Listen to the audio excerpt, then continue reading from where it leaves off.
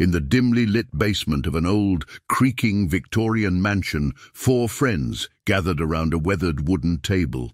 On the table lay a peculiar object, a Ouija board, worn and dusty, its letters and numbers faded with age. They had heard the stories, the tales of spirits and supernatural encounters, and their curiosity had led them to this eerie evening.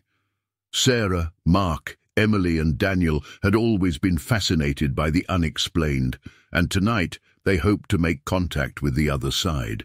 They lit candles, their flickering flames casting eerie shadows on the walls, and placed their fingers lightly on the planchette, the heart of the Ouija board.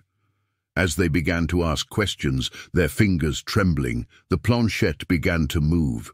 Slowly at first, it slid across the board, spelling out cryptic messages.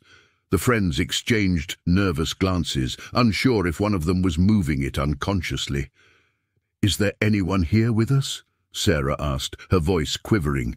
The planchette moved to yes.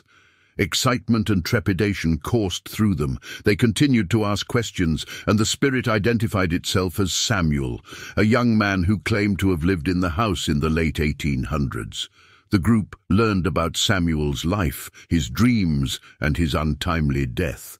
As they delved deeper into the conversation, a chill settled over the basement, and the candles flickered violently. It was as if a presence had entered the room, a cold, malevolent force that sent shivers down their spines. "Are you alone, Samuel?" Mark inquired. The planchette moved to no.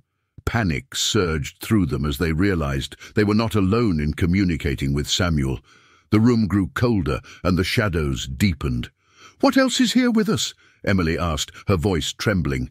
The planchette spelled out a word that sent a wave of terror through them. "Demon." Fear gripped their hearts as they realized they had summoned something beyond their control.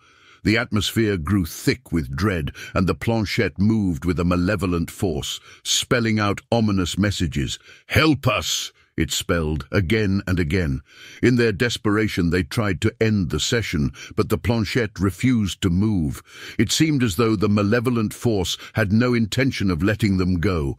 Suddenly, the room grew colder, and their breaths became visible puffs of white in the frigid air. The candles flickered wildly, and they heard a sinister, echoing laughter that seemed to come from all around them. The friends felt a bone-chilling presence surround them, and their limbs grew heavy as if they were sinking into an abyss. They struggled to move, but an unseen force held them in place. The demon's cold breath whispered against their necks, sending shivers down their spines. It played with their fear, sending eerie, ghostly apparitions dancing around the room. Shadows slithered along the walls, and phantom hands brushed against their skin, leaving trails of icy dread. Mark felt an invisible hand grip his shoulder, squeezing tighter and tighter, while Emily's hair stood on end as if someone, or something, was running fingers through it.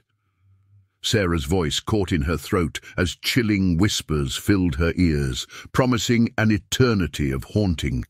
Daniel's heart pounded as he saw his own reflection contorting into a grotesque, nightmarish visage in the basement's dark corners. The friends were trapped in a surreal, spine-chilling nightmare, where the line between reality and the supernatural blurred. As dawn broke, the room returned to its normal temperature, and the sinister presence gradually receded. Exhausted and shaken, the friends vowed never to dabble in the supernatural again.